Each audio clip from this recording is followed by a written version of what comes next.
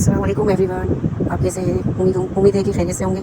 ये हम न्याज़ कर रहे हैं, हम लोग, मेरी बेटी न्याज़ बना रही है, देखो। और यहाँ पूरियाँ तल रहे हैं, यहाँ हमारी पूरियाँ बन रही हैं, यहाँ पर हमारी टिक्कियाँ बनेंगी। ये सब हम मोहल्ले वाले और हम सब अजीज़ दोस्त रिश्तेदार सब मिलकर आज बना रहे हैं। कल हमारी क्या नाम है न्याज़ मुकम्मल खिलाएँगे, तकसीम होगी। जैसे लंगर आम, ये हमारी खीर बन के तैयार हो गई है, वहाँ हमारी पूरियाँ और सब तैयार है। अब थोड़ी देर में देखिएगा आप, माशाल्लाह हमारे यहाँ लंगर है। अल्लाह सबको ये न्याज़ दे, न्याज़ करने की तौफीक दे। और जो भी ज़रूरी नहीं है कि हम देख कर या दे भी, वो तो मौला कबूल करने वाला है। वो देख भी वही कबूल करता है और देख भी।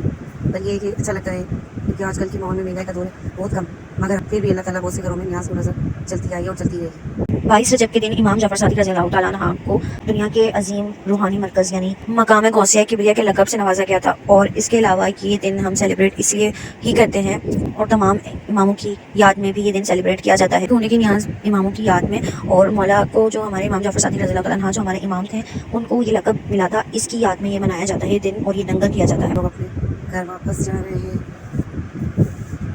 उम्मीद है आप सबको पसंद आई होगी खुली की न्याज़ हमारी छोटी सी। अस्सलाम वालेकुम।